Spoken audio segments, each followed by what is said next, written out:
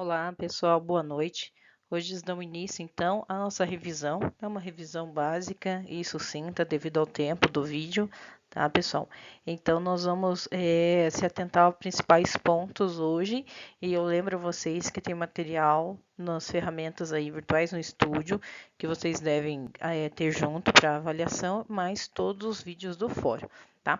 Aqui eu vou fazer uma breve revisão sobre planejamento de obra e estoque, visto que vocês têm conteúdos iniciais ainda referente à questão de teorias da administração, que foram conteúdos aí das semanas iniciais que nós vimos em sala de aula, tá bom?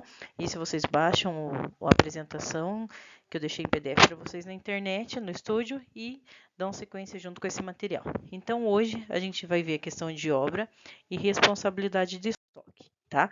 Lembrando que para que tudo isso seja possível, nós temos que fazer um bom desenvolvimento de planejamento, tá?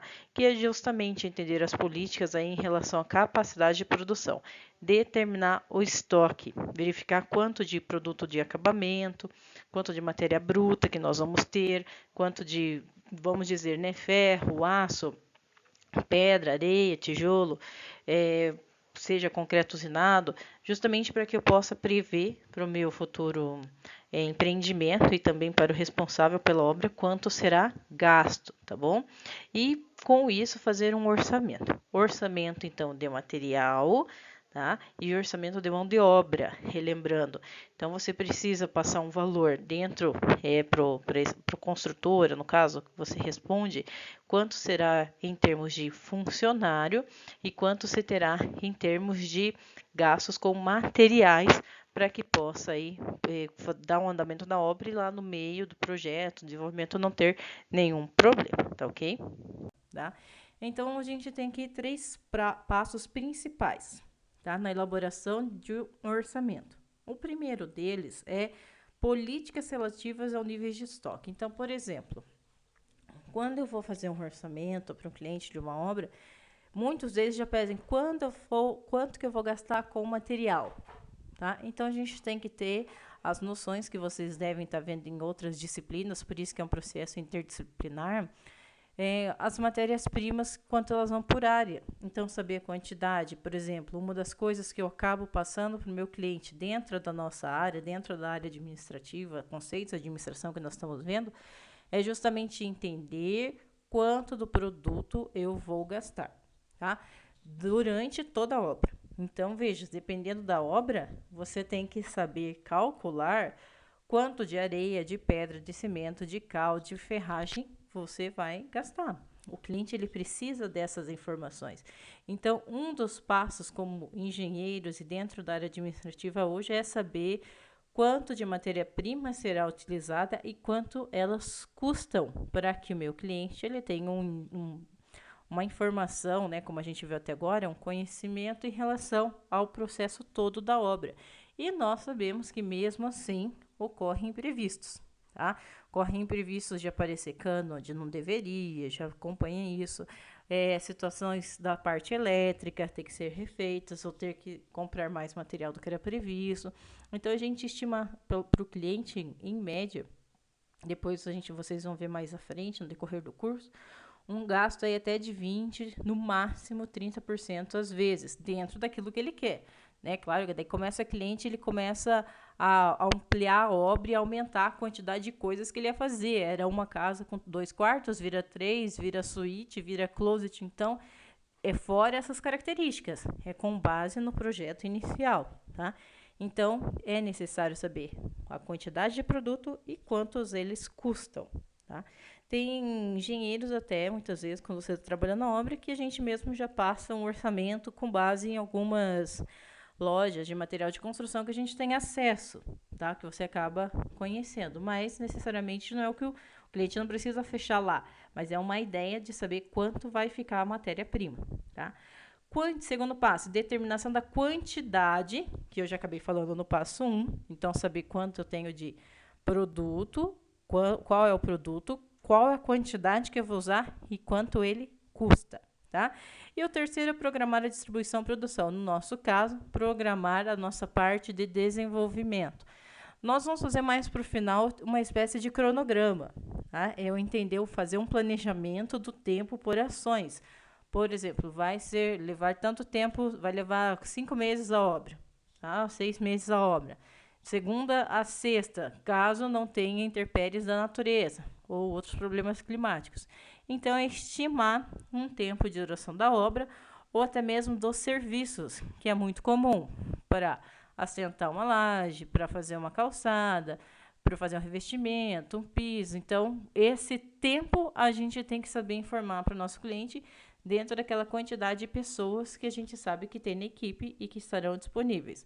Então, resume-se esse passo 1, 2 em 3 características. Informar o produto, quanto vai ser utilizado, informar o custo do produto, quanto vai custar toda a obra e quanto tempo vai ser de cada processo até o início e a finalização da obra. Planejamento, então, nós temos aqui o volume de vendas, ou a gente troca pelo volume de atividades, tá? Mais vendas, que seria a própria negociação de cada área, ou a negociação que a gente fala de cada setor, tá? Mais a variação das mercadorias que eu tenho estocadas, ou mais a variação daqueles itens que eu tenho, da quantidade de areia, de produção, a quantidade de pedra e a exigência da produção, que é justamente a elaboração no meu projeto, ou vamos dizer assim, né, a construção da obra, tá? Então, o tempo, que a gente vai ver mais adiante, ele agrega eu ter o produto estocado, eu ter a negociação em andamento com o cliente, e isso gera um produto final, que aqui para nós a exigência da produção é justamente levar o tempo da obra em execução, quanto tempo ela vai levar e como vai ficar os processos todos dela, do começo, meio e fim, tudo aquilo que você negociou. Se é uma casa, é a construção do quarto, do banheiro, levantar as janelas, as portas, todos os detalhes. Então, desde a questão inicial da obra até o acabamento. Aqui a gente entra, então, em 3 pontos importantes em relação aí ao processo deles. Nós temos, assim, aleatoriamente de demanda, que significa o quê? Necessidade de dispor mercadorias à espera. Então, é justamente eu entender que eu vou repor mercadorias, observação aqui, aleatoriedade de demanda. O que é? Demanda, vou repor a mercadoria conforme a necessidade que eu vou utilizar. É o caso, por exemplo, de areia e cimento. A gente não fica comprando areia e cimento para a obra inteira. Você normalmente compra uma parte, 30%, 40%, ou até aquelas que quiserem, tiver lugar para guardar, 50% daquilo que eu estimei para a obra toda. Por que comprar um volume, assim, às vezes tão grande, dependendo, né?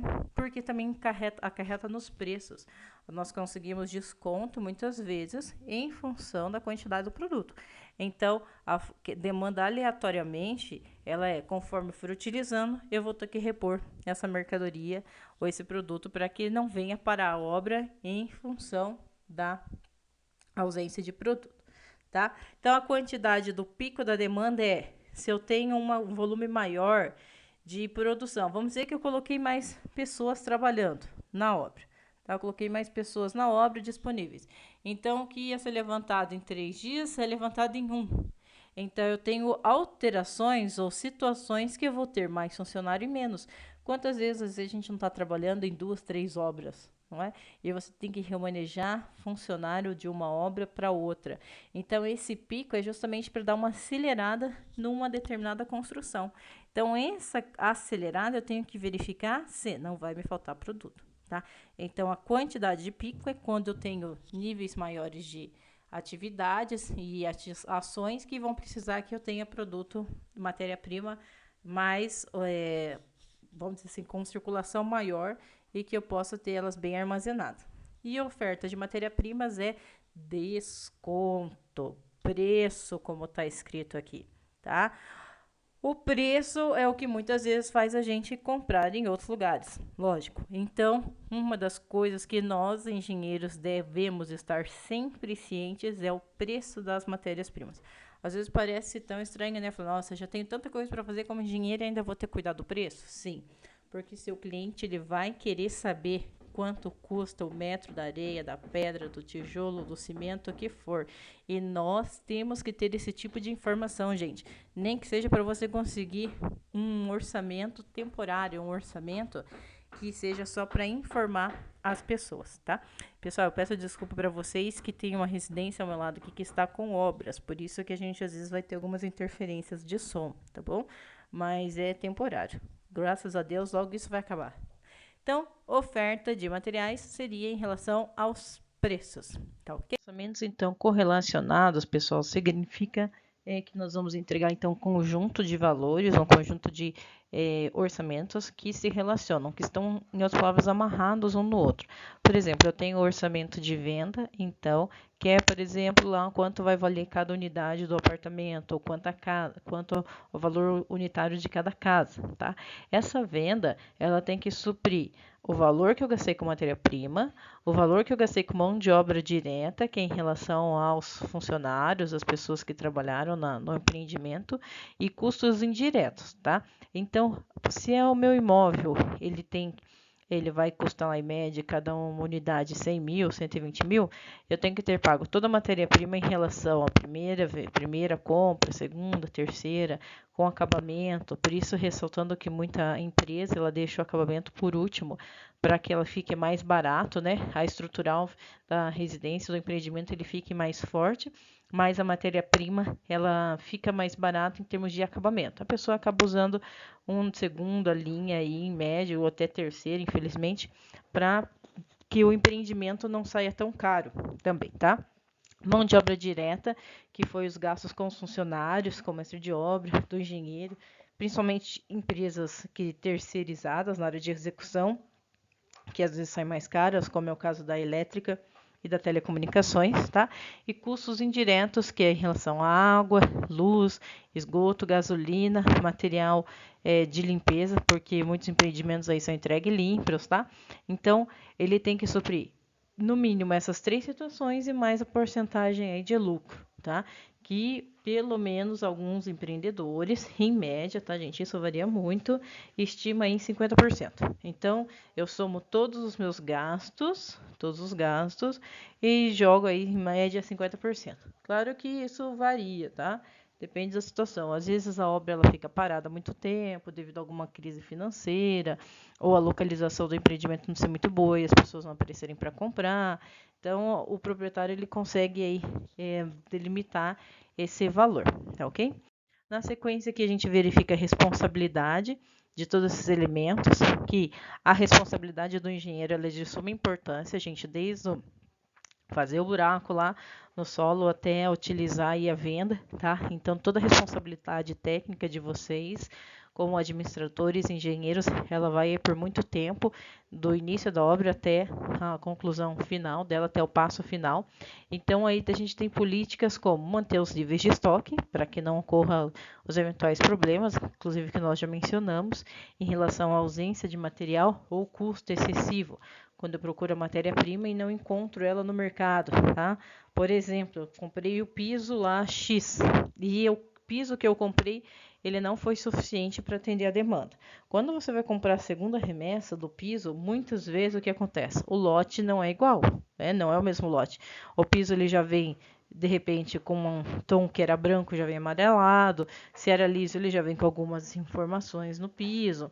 Então esse tipo de situação ela deve ser previamente calculada para que não venha aí ter problemas no nível de estoque, principalmente quando se trata de acabamento numa mesma unidade, tá? Se eu tenho imóveis diferentes, no caso de um prédio, ainda acaba um ou outro sendo diferente, né, em alguns detalhes, mas a empresa ela precisa manter aquilo que vai ser informado no contrato para o cliente. Então, se o piso está lá branco, se é porcelanato, se é cerâmico, tem que se manter isso, tá? A estabilidade do ritmo de utilização, então é quanto meu funcionário vai produzir por semana e por hora, para que eu mantenha a eficiência do sistema, como a gente já falou, a eficiência da produção, para que eu não venha ter muito tempo ocioso. E investimento imobilizado, que é em relação ao aumento da capacidade de trabalho. Sempre cobrar da equipe que dê lá o seu máximo dentro do tempo que cada um vai ter disponível, tá? Dentro da hora de intervalo para almoço, intervalo para que todas as atividades aí venham a ser concluídas, tá bom? No terceiro slide, nós temos aqui uma pirâmide simbolizando todas essas informações. No centro dela encontra-se o plano de produção. Plano de produção ou construção da nossa obra, tá? A construção da nossa obra, ela interfere em 3 principais pontos: compra, estoque e utilização, tá? Compra, ela está no topo, porque sem a compra do material, eu não tenho obra. Então, a necessidade, como é uma forma, pessoal, de mostrar como é importante não ter ausência de produto, não acabar o produto e eu ficar com a mão de obra parada ou ausente em função de matéria-prima.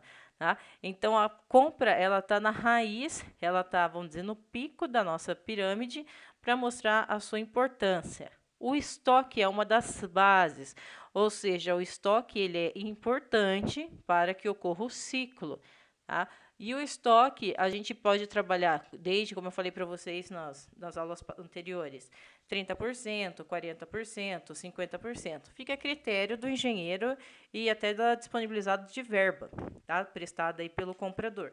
Mas o estoque, ele pode variar, ele vai variar. Temos que ficar cientes do que? Quando fazer as devidas compras. E na outra base está a utilização. A utilização é esse ritmo que eu acabei de comentar com vocês. Fazer o balanço de quantas pessoas eu tenho por hora, trabalhando 5 dias a semana, 8 horas por dia, quanto aquele setor, cada área está utilizando da matéria-prima. Então, essa pirâmide, ela é fundamental para nós analisarmos em termos de quanto a matéria-prima eu preciso comprar e quanto está sendo utilizada. No quarto slide, nós temos uma observação geral que cita que o orçamento de compra representa a conversão do volume utilizado planejado com o volume previsto. Então, o que significa isso? Se a gente for por uma expressão matemática, significa que eu só posso comprar com base em 2 informações: o volume utilizado, ou seja, o volume de materiais que nós estamos utilizando dia a dia, com relação ao volume previsto, ou seja, aquilo que eu tenho em estoque. Tá? Então, a gente volta na informação anterior. Eu só vou fazer compra conforme o tanto de material que eu uso, mais a soma daquilo que eu tenho em estoque. Por quê? Para não acontecer 2 problemas, gente. Ou compra em excesso e o material estraga, ou chove, você perde material, tá? Ou você compra pouco demais e o material acaba e você fica pagando funcionário sem ter trabalho, tá? Em função da matéria-prima. Por isso, essa parte de orçamento de compra, anotem isso, ela é de suma importância, na área da engenharia civil, visto que, para que eu realize uma compra, eu preciso ter o controle dos elementos que estão saindo na obra e dos elementos que eu tenho guardado em estoque. Tá? O ponto de partida dessa situação, ele é um aspecto geral para todo nível de construção. Então, seja para você construir a sua casa, para uma casa maior, menor, um edifício, um shopping, um hospital, o que for. Essa informação, pessoal, ela é para qualquer tipo de obra. Na sequência, vocês vão ver um vídeo de um engenheiro trabalhando, citando alguns elementos que ocorrem e, infelizmente, algumas particularidades em relação a alguns erros de obra em função do orçamento, compra e estoque, ok? Aguardo vocês no fórum. Até lá, boa noite.